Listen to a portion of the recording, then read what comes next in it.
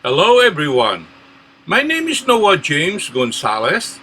Friends and families call me Nonong Gonzalez, a name given to me by my grandpa which I like, and a name which established my identity. I invite you, together with my mom Angelia, Grandma Nancy, Tita Gian, and my grandpa Jimmy, to come travel with me as I journey around the world to see the beautiful places, its people and culture, and taste its native delicacies.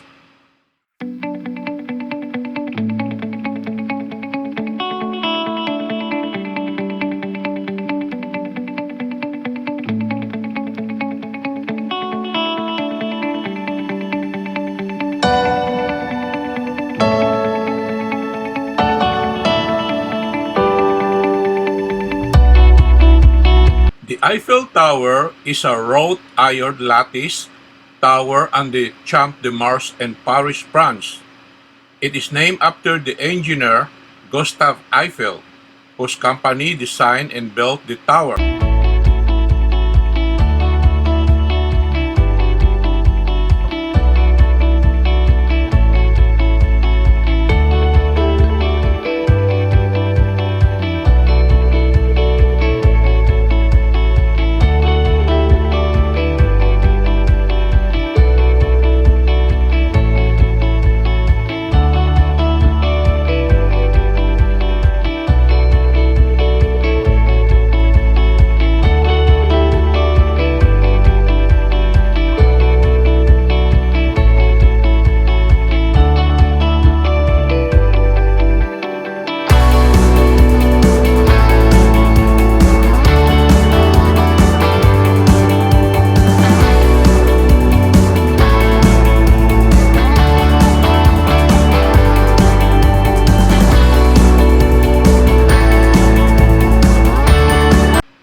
The tower has three levels for visitors, with restaurants on the first and second levels.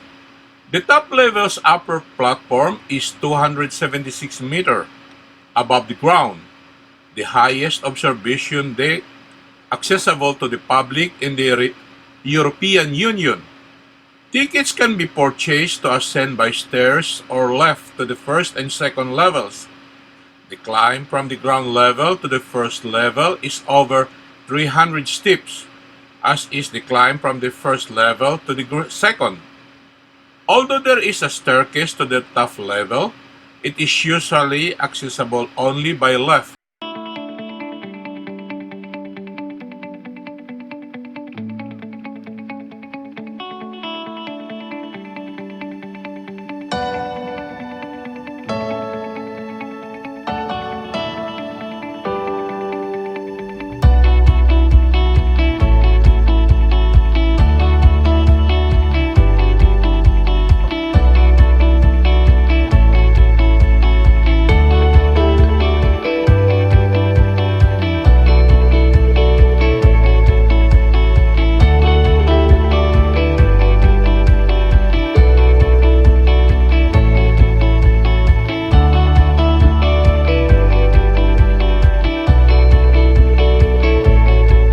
Constructed from 1887 to 1889 as the entrance to the 1889 World's Fair, it was initially criticized by some of France's leading artists and intellectuals for its design.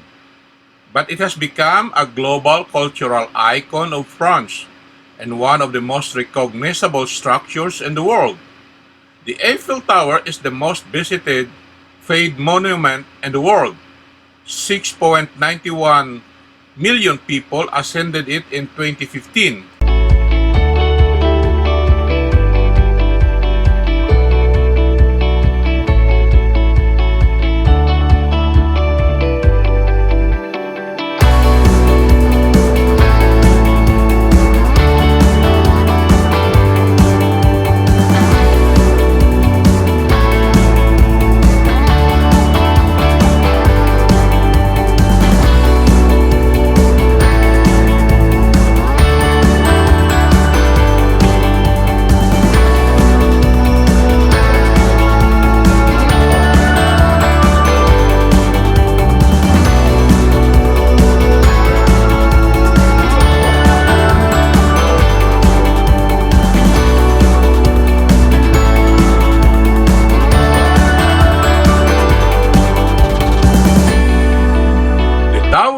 324 meters tall, about the same height as an 81-story building, and the tallest structure in Paris.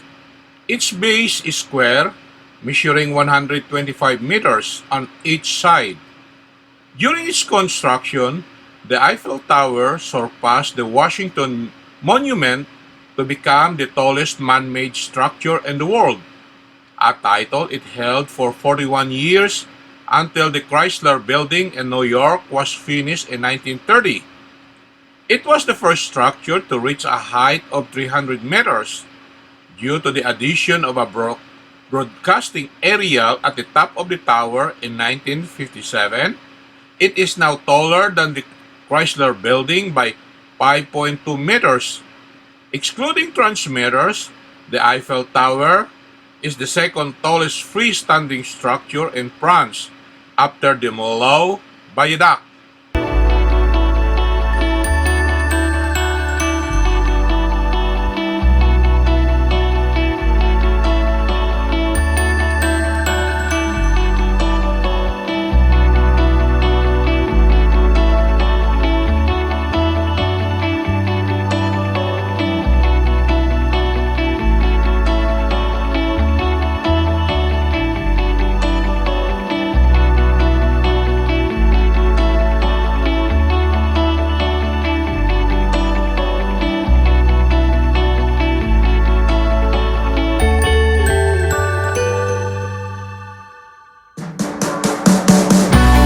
The design of the Eiffel Tower is attributed to Maurice Kirchlin and Emile Noguer, two senior engineers working for the Compagnie d'Établissement Eiffel.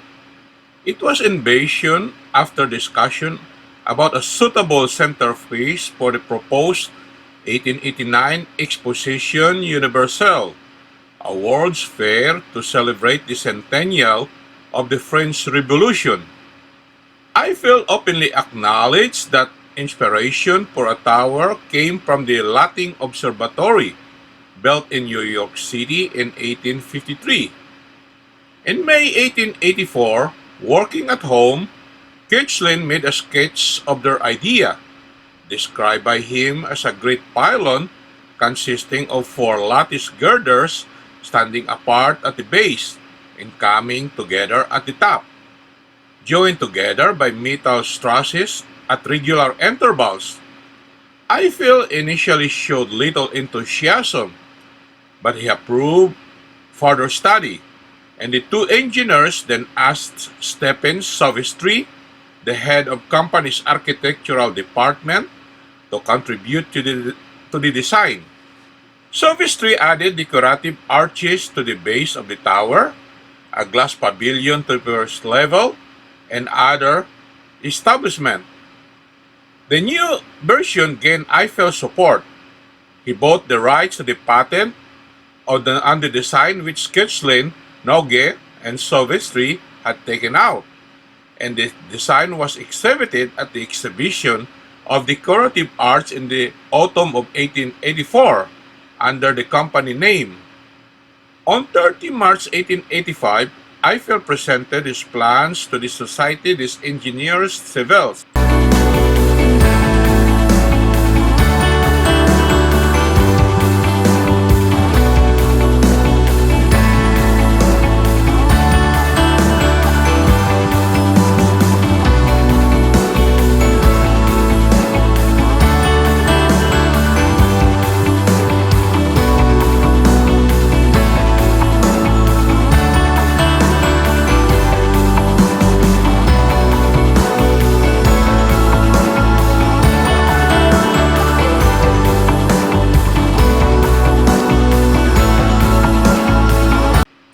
The proposed tower had been a subject of controversy, drawing criticism from those who did not believe it was feasible and those who objected on artistic grounds. Prior to the Eiffel Tower's construction, no structure had ever been constructed to a height of at least 300 meters, and many people believed it impossible. These objections were an expression of a long-standing debate in France about the relationship between architecture and engineering. It came to a head as work began at the Champ de Mars. A committee of 300, one member for each meter of the tower's height, was formed, led by the prominent architect Charles Garnier and including some of the most important figures of the arts, such as Adolphe Bouguer, Guy de Maupassant, Charles Gounod, and Jules Massenet. A petition called Artists Against the Eiffel Tower was sent to the Minister of Works and Commissioner for the Exposition, Charles Alpan, and it was published by the Lee Thames on 14 February 1887.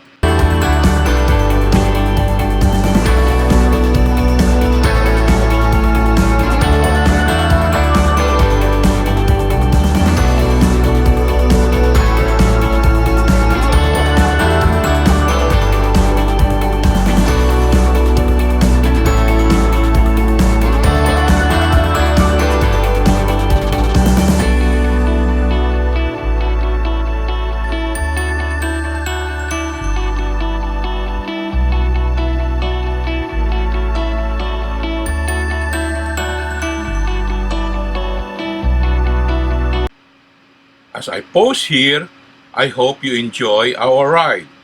Don't forget to watch my next episode and please hit the red subscribe button below for it means so much for me. Until next time, thank you so much.